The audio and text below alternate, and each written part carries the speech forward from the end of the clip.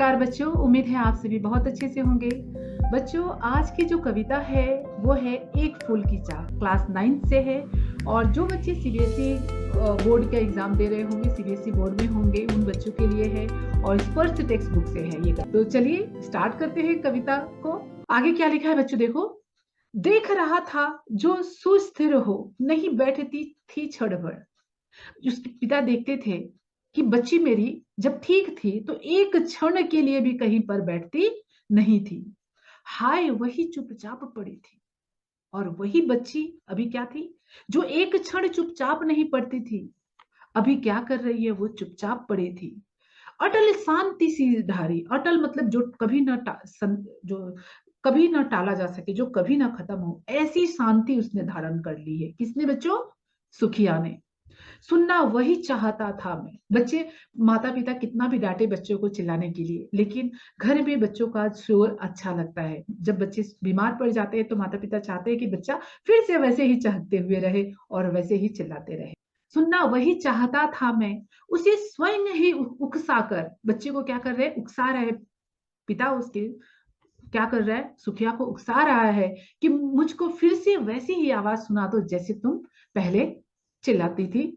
उस तरह उसे उकसा रहा था। मुझको देवी के प्रसाद का एक फूल ही दो लाकर। बेटी सुखिया अपने पिता से फिर से प्रार्थना करती है कि मुझे एक ही फूल लाकर दे दो। ऊंचे शैल शिखर के ऊपर मंदिर था विस्तीर्ण विशाल। मंदिर कहाँ था? ऊपर पर्वत, शैल शिखर मतलब पर्वतों पे ऊपर एक मंदिर था। स्वर्ण कलश सिरमिज बेहसित, जिसके मंदिर के ऊपर सोने का कलश रखा हुआ था। पाकर समुदित रवि कर जल, मतलब सूर्य की किरणें पाकर वो क्या हो रहा था, और भी सुंदर प्रतीत हो रहा था, जो उसके ऊपर स्वर्ण कलश रखा हुआ था। दीप धूप से आमोदित था। मंदिर में सभी को पता है बच्चों क्या होता है, मंदिर पूरा दीप और धूप से प्रफुल्लित रहता है। मंदिर का आंगन सारा गूंज रही थी भीतर बाहर मुखरित उत्सव की धारा। और हर एक जगह क्या हो रही थी, और जो धारा थी, जो स्वर थे, जो मंत्र थे, वो क्या हो रहे थे? उच्चारित हो रहे थे। भक्त वृंद मृदु मधुर कंठ से, जितने भक्त थे वो उस मंदिर के अंदर, वो सभी मृदुल कंठ से, मधुर आवाज में, गले से गीत गा रहे थे।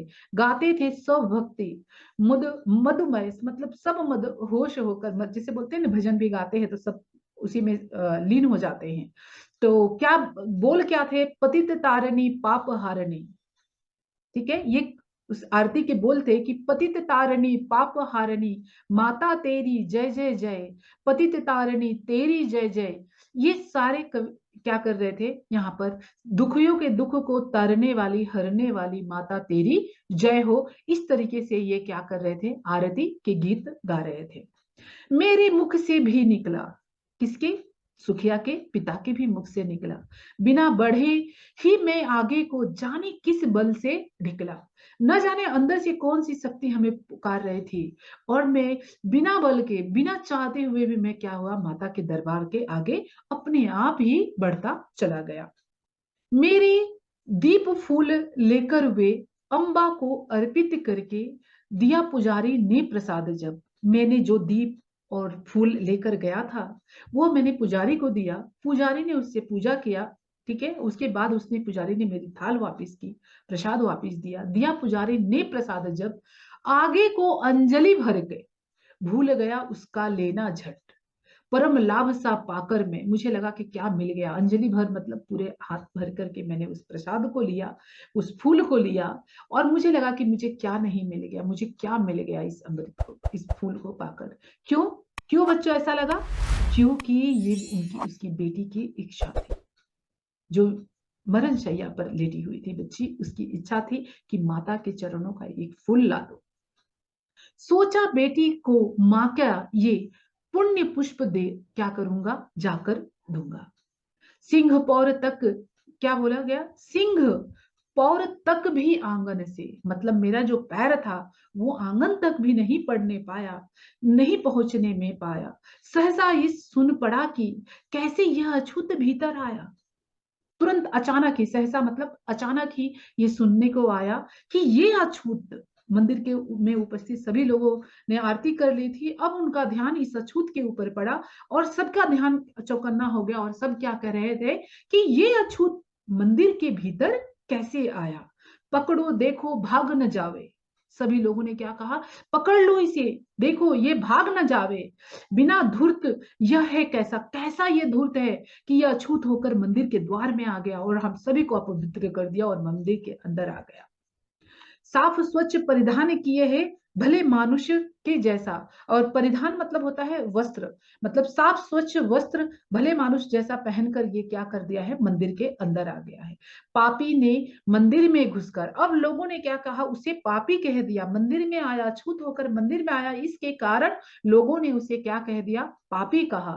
किया अनर्थ बड़ा भारी, इसने सबसे बड़ा अनर्थ किया है, कलुषित कर दी है मंदिर।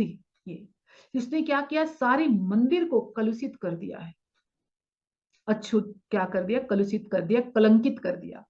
चिरकालिक सुचिता सारी, जितने चिरकालिक मतलब सदियों से जो इस मंदिर की पवित्रता, सुचिता मतलब होता है पवित्रता थी, वो सारी सुचिता को, सारी पवित्रता को इसने एक क्षण में ही क्या कर दिया? कलुषित कर दिया, कलंकित कर दिया। ये क्या मेरा कलुष बड़ा है देवी की गरिमा से भी? यहाँ पर क्या बोल रहे हैं? क्या देवी की गरिमा से भी मेरा कलुष बड़ा है, कलंक बड़ा है? क्योंकि हम इतने मनुष्य इतने बड़े नहीं है कि हम देवी की गरिमा को कलंकित कर सके। बच्चों, इसका भावार्थ बहुत ही ऊंचा है कि क्या एक मनुष्य की का कोई भी गुण, कोई भी कलंक क्या इतना बड़ा है कि वो देवी की गरिमा को कलुषित कर दे, कलंकित कर दे? किसी बात में हूं मैं आगे, चलो हंसा उसने कि चलो मैं तो अच्छा हूं, हंसा उसने कि मैं तो किसी बात में आ गई हूं कि मैं देवी की महिमा को कलुषित कर सका। माता की महिमा की भी, कि माता ने इतनी तो महिमा की कि मैं देवी को कलुषित कर पाया। मेरा जैसा अछूत और मेरे जैसा छोटा व्यक्ति देवी की गरिमा को कलुषित कर पाया, मतलब चलिए देवी की इसमें भी महिमा है। माँ के भक्त हुए तुम कैसे, करके यह विचार खोटा। लोगों ने कहा कि क्या कहा? मंदिर में उपस्थित लोगों ने कि माँ के भक्त तुम कैसे हुए? तुम्हारे अंदर ये खोटा, ये छोटा, ये विचार आया कैसे?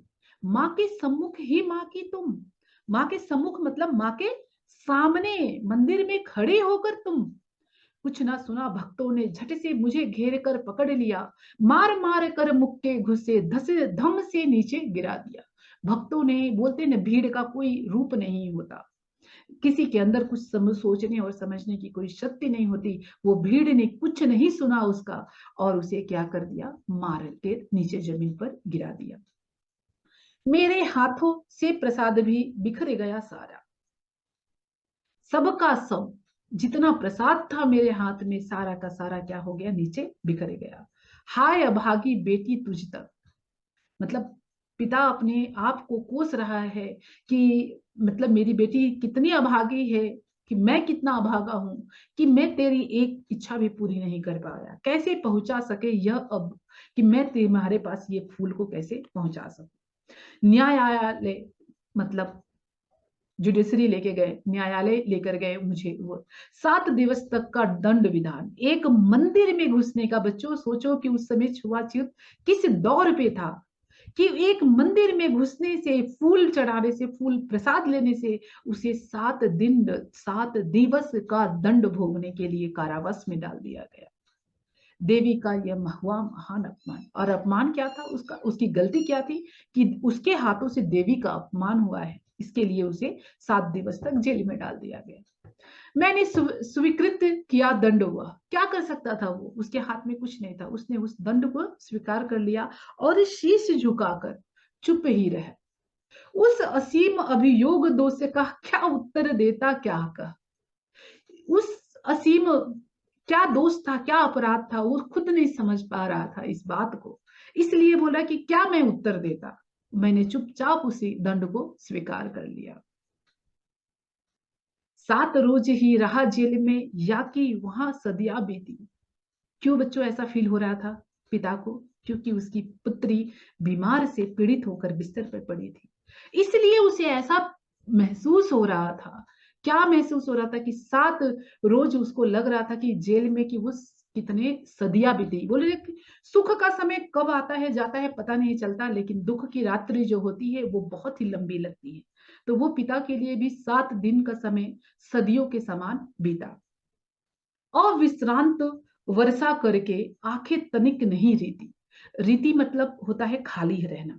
अविश्रांत मतलब बिना विश्राम किए, ठीक है, बिना विश्राम किए वर्षा करते गई। आंखें क्या हो गई, बिना विश्राम कर करके वर्षा, वर्षा मतलब हो गया आंखों से रोना। तो 7 दिवस तक आंख से जो उनकी आंसू है वो कंटिन्यूअस बहते ही रहा। तनिक न रीति, रीति अर्थात खाली, थोड़ी समय के लिए भी वो खाली नहीं रही। दंड भोग कर जब मैं छूटा पैर न उठते थे घर को। अब उसको इतना डर था कि मेरी बच्ची का हाल क्या हुआ हो। इस बात से डरते हुए उसका जो पैर था, जेल से तो वो छूट गया, लेकिन उसके जो पैर थे वो घर की तरफ उठ नहीं पा रहे थे, उसके कदम उठ नहीं रहे थे। उसको डर लग रहा था कि मुझे घर में जाके क्या देखने को मिलेगा। पीछे ठेल रहा था कोई, जैसे लग रहा था ना, बुरा समय आता है तो बोलते हैं ना कि अपने आप ही कुछ संदेशा मिलते जाता है, अंदेशा हो जाता है हमें। तो उसे लग रहा था कोई उसे पीछे ढकेल रहा हो। भय जर्जर तनु पंजर को, पूरा शरीर के अंदर, शरीर खोखला हो रहा था, पंजर हो रहा था इस भय से कि पता नहीं क्या हो गया होगा। पहले किसी लेने मुझको नहीं दौड़कर आई वो।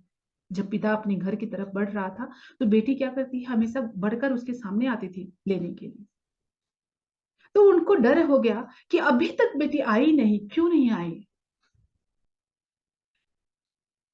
उलझी हुई खेल में ही, हाँ, अब की दीना दिखलाई वो। कहीं खेल में जाते जाते पिता देखते हैं ना बच्चों को, कहीं चलो मेरे से मिलने नहीं आया, लेकिन खेल में कहीं उलझा हुआ होगा। तो वो उलझे कहीं खेल में भी नहीं दिखाई दी। उसे देखने मरघट को ही गया दौड़ता हुआ वहां। पिता क्या किया, लास्ट में उसे कहाँ देखने के लिए गया, मरघट में, अर्थात शमशान में।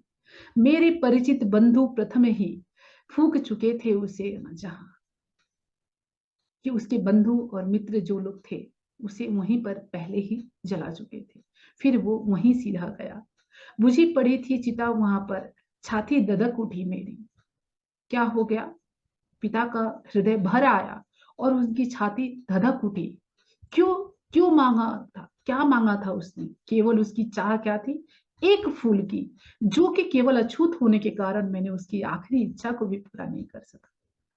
इसके कारण, इस पीड़ा के कारण उनका छाती जो था वो धधक उठा। बुझी पड़ी थी चिता वहां पर, छाती धधक उठी मेरी। हाय फूल सी कोमल बच्ची हुई राख की थी ढेरी। मरने के बाद सभी लोग राखी होते हैं, तो वहां पर बच्ची की केवल राख की ढेरी बची हुई थी। अंतिम बार गोद में बेटी तुझको ले ना सका मैं, हा। इतनी दुखी था वो पिता कि बोल रहा है कि अंतिम बार मैं तुझे अपनी गोद में ना उठा सका। एक फूल माँ का प्रसाद भी तुझको दे न सका मैं, हाय। मतलब तूने मांगा क्या था, केवल एक फूल ही तो मांगा था, माँ के प्रसाद का एक फूल मांगा था, मैं तुझे वो भी न दे सका। बच्चों, ये कविता बड़ी ही मार्मिक है, हृदय स्पर्शी है। उम्मीद है आप लोगों को कविता बहुत अच्छे से समझ में आ गई होगी। कविता बहुत ही मार्मिक, हृदय विदारक कविता थी। और उस समय की जो सामाजिक परिस्थितियां थी, उस सभी चीजों को ये घटना पूरी उजागर कर रही है कि सामाजिक स्थिति कैसी थी कि एक छुआछूत के कारण हो सकता था कि वो फूल, माता के फूल को लेने के बाद बच्ची ठीक हो जाती, महामारी से बच जाती, लेकिन अंधविश्वास के कारण वो एक पिता अपनी पुत्री से मिल ना पाया। उम्मीद है बच्चों कविता अच्छे से समझ में आ गई होगी आप लोगों को। और जो भी क्वेश्चन आंसर्स है कविता के, जो भी मैंने एक्सप्लेनेशन दिया है, आपके सारे क्वेश्चन आंसर्स आप पढ़िए। हर एक क्वेश्चन का आंसर्स मैंने कविता के अंदर ही दे दिया है। और उम्मीद है कविता आपको अच्छे से समझ में आ गई होगी। अगर कविता समझ में आ गई होगी तो वीडियो को लाइक कीजिए, शेयर कीजिए और सब्सक्राइब कीजिए। और कोई भी ऐसा पार्ट रह गया हो जो आपको समझ में नहीं आया होगा तो नीचे कमेंट में जरूर लिखकर बताइएगा। आपके हर एक कमेंट का मैं आंसर दूंगी। और नीचे मेरे टेलीग्राम चैनल का लिंक दिया हुआ है, आप उस ग्रुप पे ज्वाइन कर सकते हैं। आपके पाठ्य पुस्तक से रिलेटेड, ग्रामर से रिलेटेड कोई भी डाउट रहने दीजिए, फ्री ऑफ कॉस्ट 24 आवर्स के अंदर मैं उसके आपके डाउट को पूरी तरीके से सॉल्व करने की कोशिश करूंगी। थैंक यू बच्चों।